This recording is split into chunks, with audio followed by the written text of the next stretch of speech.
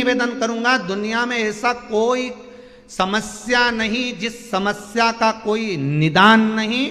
हर समस्या का निदान है, पर निदान किसी दूसरे के पास नहीं, निदान केवल मेरे भोले नाथ के पास में है। आपको अगर किसी समस्या का सफल आनंद चाहिए तो शंकर की शरण में जाओ।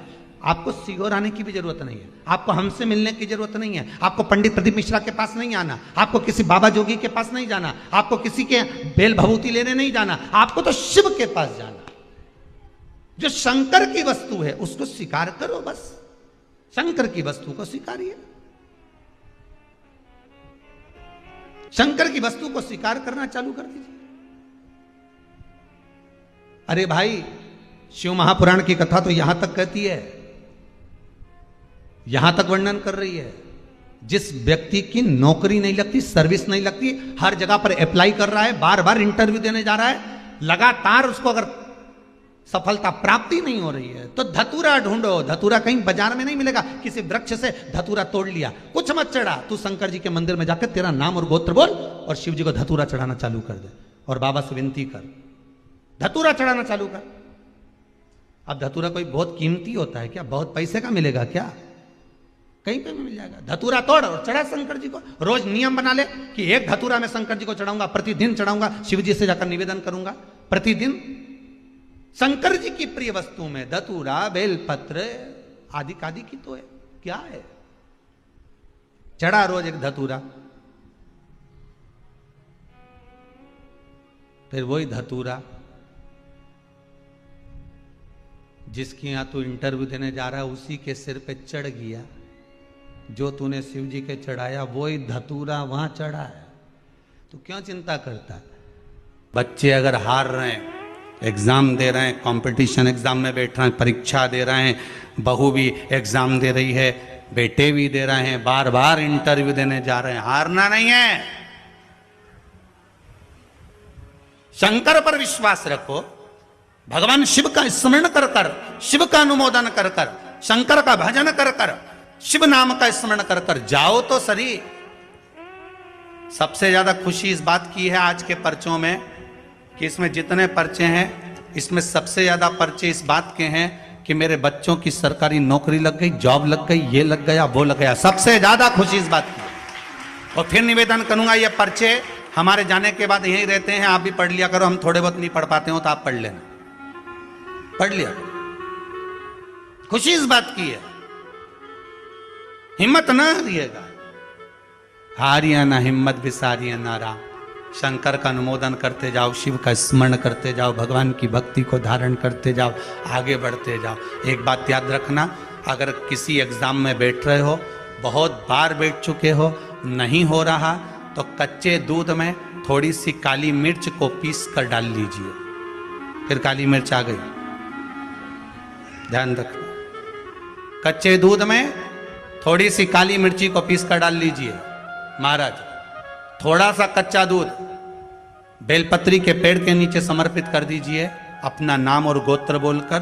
थोड़ा सा कच्चा दूध उसी में से शंकर भगवान को चढ़ा दीजिए। फिर एक कलश जल का साथ लेकर जाइए, जो शंकर भगवान पर जल चढ़ा कर आइए। फिर जिस एग्जाम में जा रहे हो उसमें आप चले जाइए, बाबा आपको सफलता प्रदान करेगा ही, ये पक्का। काली मिर्च शत्रुओं का नाश करती है, आपको बल प्रदान करती है कि आप जिस परीक्षा में बैठने जा रहे हो, आप जिस जगह पर भगवान का अनुमोदन करने जा रहे हो, आप जिस जगह पर कंपटीशन एग्जाम में बैठने जा रहे हो, वहां सफलता देगी वो आपको। अगर कहीं भटक भी गए, हट भी गए, तो वो सफलता देगी।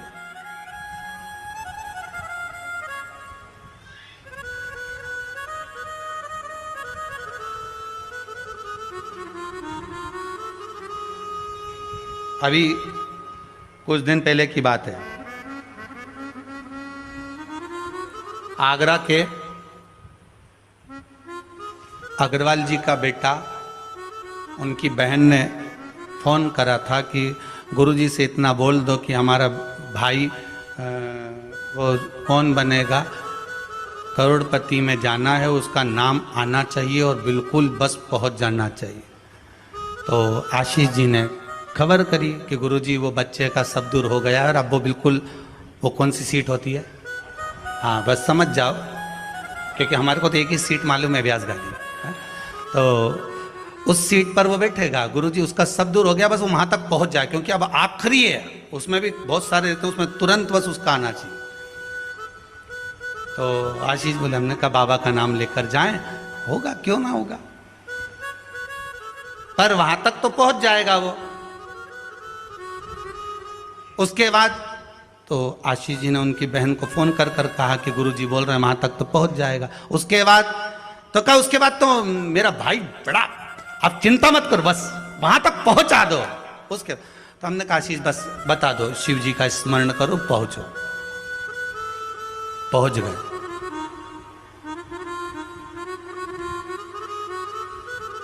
अब फिर बोली बात याद रखना, गुरु कह रहा है कि पेड़ पे झंडा बांध दो, गुरु जी ने ऊपर चढ़ा दिया। उतरते समय उतरता गया उतरता गया उतरता गया, केवल 4 फीट की ऊंचाई बची थी, तो गुरु जी ने कहा वहां पांव रख ले, मां कोटर पकड़ ले, मां हाथ रख ले। चेले को गुस्सा आ गया, बताओ मैं इतनी ऊपर से नीचे तक उतरा तो गुरुजी एक शब्द नहीं बोला और अपने आप को गुरु पद दिखाने लगे।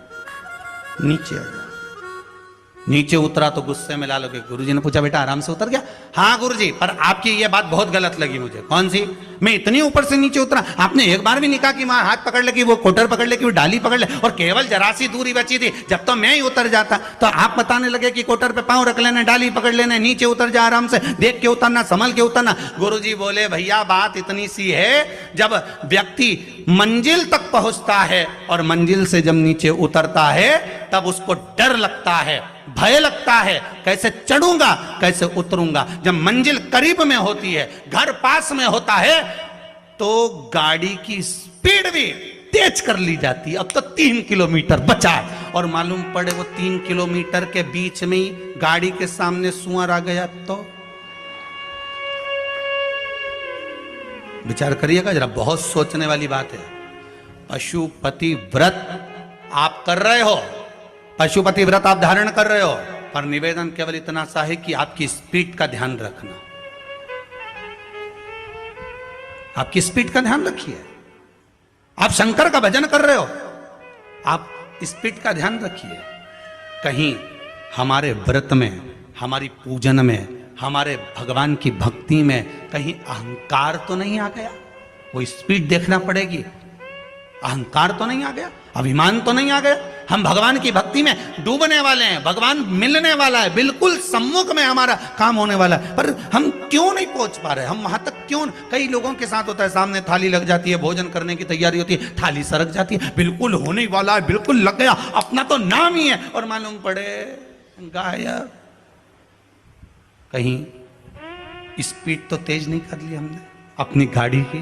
कहीं अहंकार में तो नहीं डूब गए हम? इसका स्मरण रहे।